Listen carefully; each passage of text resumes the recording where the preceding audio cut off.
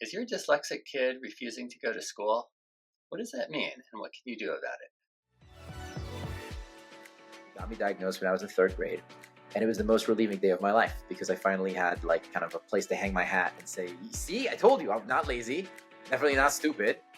I just learned differently, and like that's totally okay. We dyslexics, we were often, just set up for failure because, we were given books and tasks that really are not appropriate for the level that we were at. So how do you expect anyone to be open to learning when their entire relationship with reading, with learning, is physical pain? Wish I had understood when I was younger that the fact that my brain worked differently than people meant that I would be good at things in ways that other kids were not going to be good I at. just assumed I can't be dyslexic because letters don't jump up and down for me. Dyslexia is not a disorder. It is not a disease. Once you sort of own it and embrace it, then you can have the power to deal with it. It's sort of empowering and also enriching to the whole community. To those who don't understand what dyslexia is, that it's not a negative, it's not a problem, it's like we keep saying superpower. Hey everyone, we are Sonia and Nick, and this is Dyslexia Journey. And today we are tackling the topic of school avoidance. So we'll start by explaining a little bit about what we mean by school avoidance, and then we'll talk about some reasons that your dyslexic kid in particular might be trying to avoid going to school, and we'll give you some tips for what to do about it. Okay, so what is school avoidance? Like, how does this look? How could this look if this were happening with your kid? So one thing that could happen is that they resist going to school, right? They resist going to school in the morning. Maybe that can look very, very clear, like they don't want to get out of the car at school, or they say, I don't want to go to school. It could be a little more subtle, though, like maybe they resist getting out of bed in the morning. And of course, there can be other reasons for that, too, that you can check out. But one possibility could be that they don't want to get up because they don't want to go to school. On the other hand, it could look like coming home a lot. And that can be a little tricky to distinguish, right? That can be tricky to distinguish from something that, for example, is a real health problem that they actually have, like headaches. Our daughter, we found out, has migraines. But it's also possible that if a kid's coming home a lot, it could be because they're trying to avoid school. And I want to say here, too, that like, that's often not conscious. Like it's not often it would be that maybe the kid's feeling stressed, so they are feeling it kind of in their body, or it's just not fully conscious that they're thinking like, oh, I'm going to, make this excuse so I can come home. It's often much more complicated than that and sort of interrelated with how they're feeling in their body. But it's just something to consider that, either on its own or could be interplaying with something else that, that they have that can be increased by stress. And then it ends up being school avoidance, right? Because they're coming home so much. And this will look different at different ages too, I think. And different children are going to be, some of them are going to be more comfortable and more in tune with their emotions, and they're going to be able to express verbally, like, I don't want to go to school because of this. And some kids, it's going to, look more like dragging in the morning, that kind of thing. Right, exactly. Yeah. So why might this be? What might be going on that makes your dyslexic kid school avoidant? And of course, this is going to be so variable for everyone. So don't take this at all as an exclusive list, but we just want to mention some of the possibilities. So one could be that they feel different at school. So it could be almost more of a social thing or an identity thing. If they're feeling different, whether they're identified or have been identified or not yet. So they could feel different because they can tell that they're not keeping up, or it could be that they actually are identified and feel different for, just because of that. Mm-hmm. Yeah. And kind of similarly, school can be tough at times for everyone, but as we've discussed many times, especially for dyslexic kids, they can start to feel really badly about themselves. They can start to feel dumb, stupid. They can start to feel like people think badly of them. Their teachers think they're lazy. So there's lots of kind of negative things that can happen to dyslexic kids in that regard. And so, obviously that's going to make someone not want to go back to that environment where they're being made to feel that way. Right. And so that could look like actual bullying, right? But it might be more subtle than that. It could just be more subtle in how they're feeling it from other kids. And, just to say a little more about the teacher thing too, sometimes that can be, that they're sort of clashing, but, could be subtly, but with a teacher, because the teacher's not understanding what's going on with them. And, they're saying maybe they're not paying attention when they're trying to think, taking longer with something, or, something like that. So there could be those kind of social things, whether it's with peers or kind of the whole social group or with the teacher, that are going on. Mm-hmm. And then a huge reason that your kid, dyslexic in particular, might not want to go to school is mental overload, and this can encompass a wide range of things. And school can be hard. You're expected to concentrate for 6-7 hours a day, even at the ages of 6 or 7. And for dyslexic kids, as we've talked, it takes even more mental energy to focus. And so maybe they just don't feel like they can focus for that long on that particular day. And then also, school is just stressful, even for kids who don't have a learning challenge. And so, maybe there's they can start feeling stress about grades and about test scores. And I think it's natural to want to avoid situations where you're going to be under that sort of stress. Right. And especially, if something is making you feel all the time like you're not good at it, it doesn't feel good to be doing that a lot of the time of your day. So I think there's just that pure psychological reason too, and something you're struggling with often doesn't feel as fun, right? So another kid might be enjoying the reading a lot more that they have to do, and your kid might be like, this is something they feel forced to do, for example, especially like early on when they're still working a lot on those reading skills. Right. And especially for dyslexic kids who, their strengths are generally not going to lie in reading and writing. And most of school is so focused around those strengths that are not, or those abilities that are not going to be naturally their strengths, that it is, I think, natural for dyslexic kids to need more breaks. Although I always have to add my caveat that I think often we assume, we sort of take that globally, like that kid, that they're not good at language arts, for example. And it's not as simple as that, right? Because it's really the mechanics of it that are so emphasized for obvious reasons, like a lot of the time.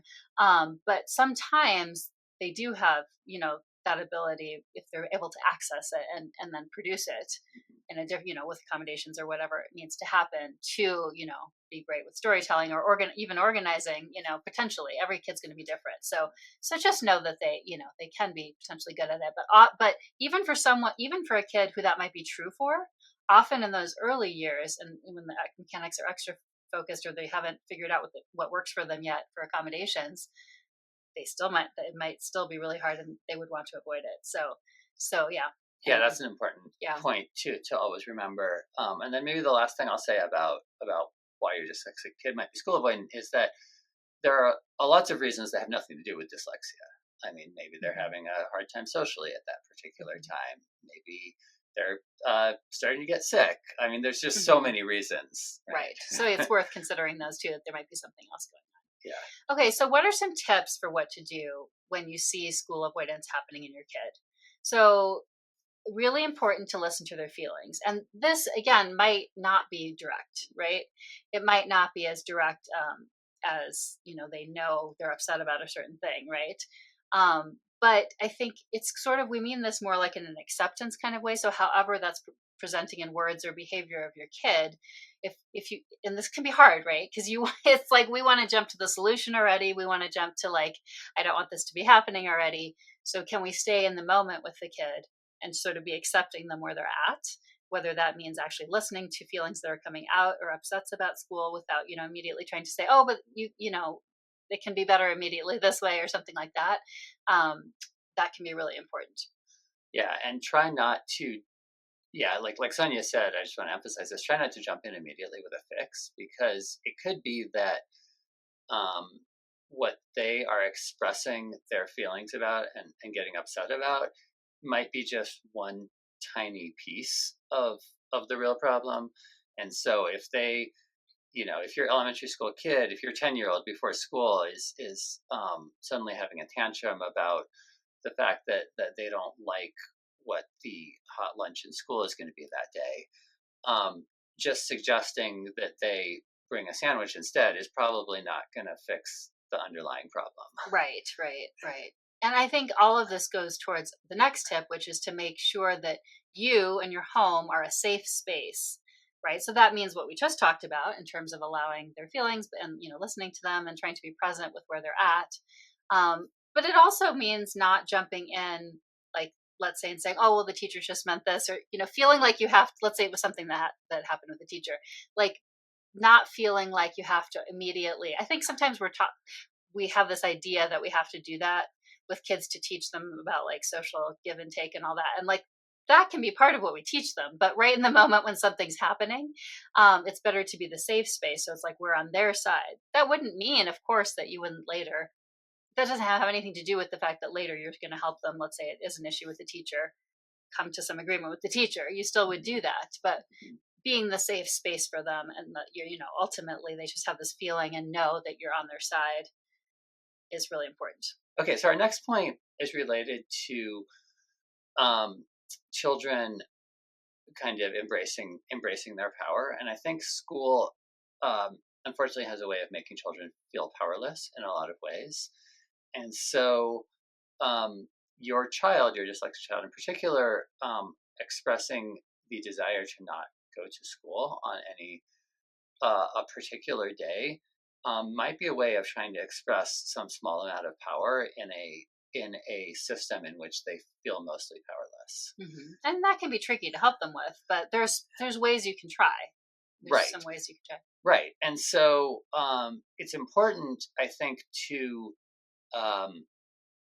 recognize that your child is an independent person and does have wants and needs, and to try to respect when they're trying to assert their power as much as possible.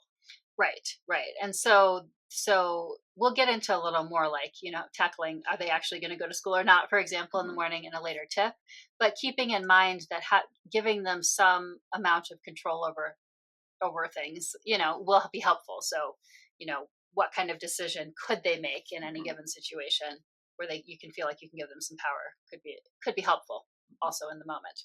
Okay, so our next tip, we talked about a little bit that your kid might not be even totally conscious themselves about what's really bothering them.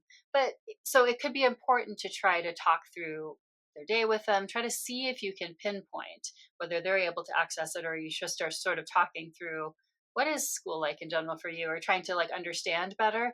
If you can try to pinpoint if there is something specific going on, of course, that's really important, because it may be something that you can ameliorate, that you can get accommodations around, that you can talk to someone about. There could be something that something that can be, we don't necessarily like the word fixed exactly, because often it involves, a lot of interplay of all kinds of factors.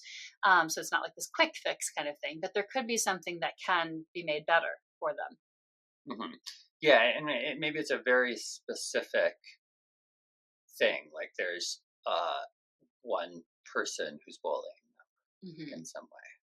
Or there's a particular time when it's just somehow they're extra stressed out, like with a particular, I can't think of an exact example. Like I keep thinking of kids lining up and there's some particular time when something's stressful to them. I don't know how that would relate exactly in each kid's case, but I just sort of have this mental image of like a scene of like where somehow every day at a certain time, there's a bell lineup, but there's something and there's an issue for them.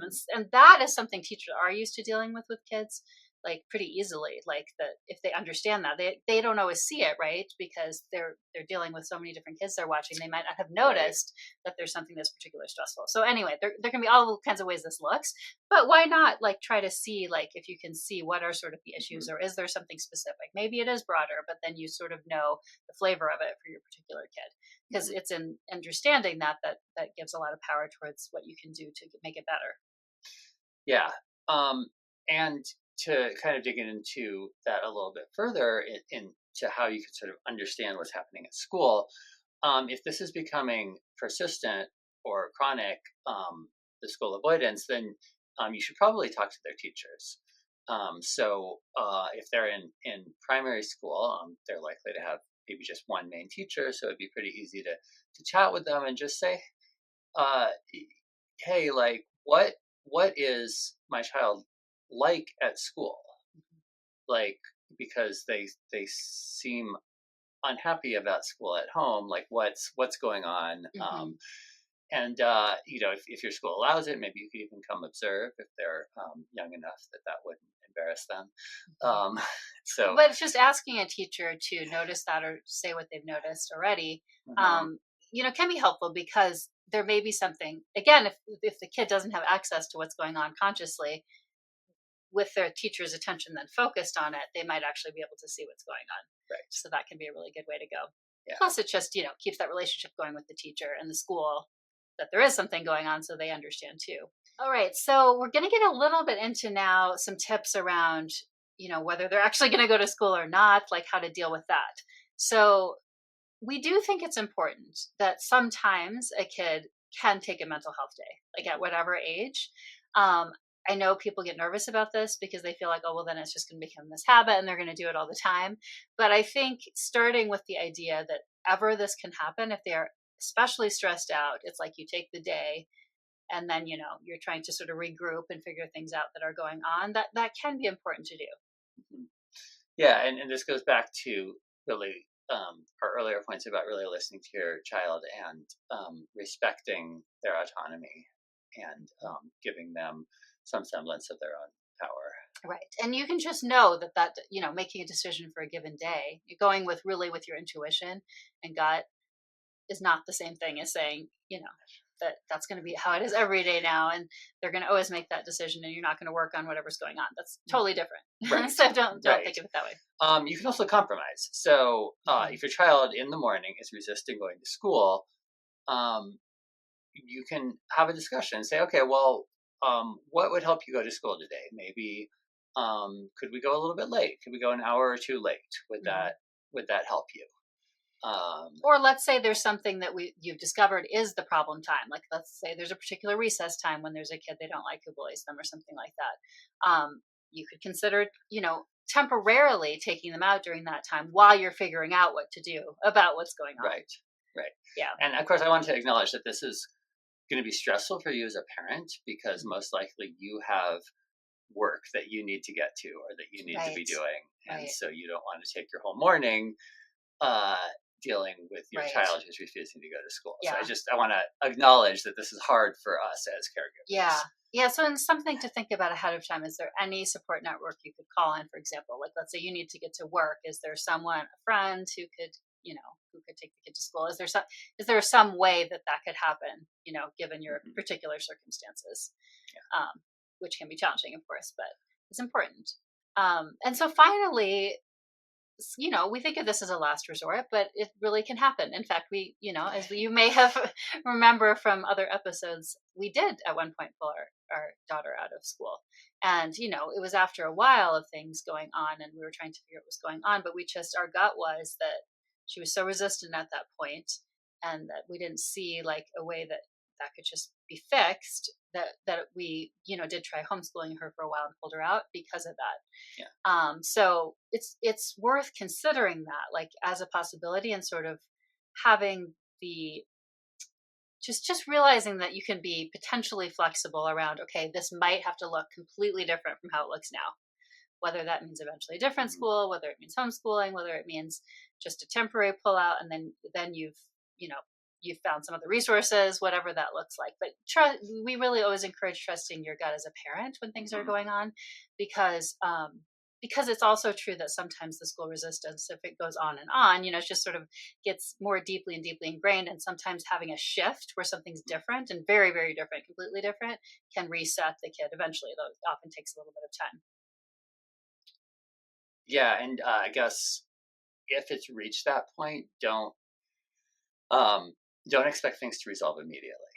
Mm-hmm. So if they're super resistant to one school and you immediately put them in a different school, chances are good that they're going to be pretty resistant to that school too. That was actually at first, that actually happened to our daughter. Mm-hmm. We pulled her out of one school, tried to immediately put her in another school, and that didn't go very well. But some schools, it depends on the school. If you found one that is willing to kind of work with the kid to adjust them and also realizes that can sometimes be okay. because we've had guests on before who run schools who have that understanding, and so it's not that you can't put the kid in pretty soon to the school, because that school themselves are going to be taking the slower approach to integrating them. Yes. So hopefully this was helpful. I mean, it's a really difficult issue. It's one of the most difficult issues in a lot of ways that we deal with, is school resistance, whether, in this case, often related to dyslexia for these kids, but in other ways too for other parents out there. I know that can be a really tricky thing, because it's like it makes you feel panicky for so many reasons. Schedules being messed up, the long-term goals and fears about that, like fears about they can't just drop out of school when they're in second grade, like this kind of stuff. So hopefully, I think maybe as a final point here, just like normalizing that this does happen a lot. It does happen a lot, and like you will get through it, and it's not always going to be like this. And so it really is just something that you're dealing with right now that's going to get resolved. It's just hard when you can't see how the resolution is going to come yet. Yeah, and we'd love to hear your experiences with this and your tips. So email us at parentingdyslexiajourney@gmail.com. We read all our emails. We'd love to hear from you. Yeah. Thanks, everyone.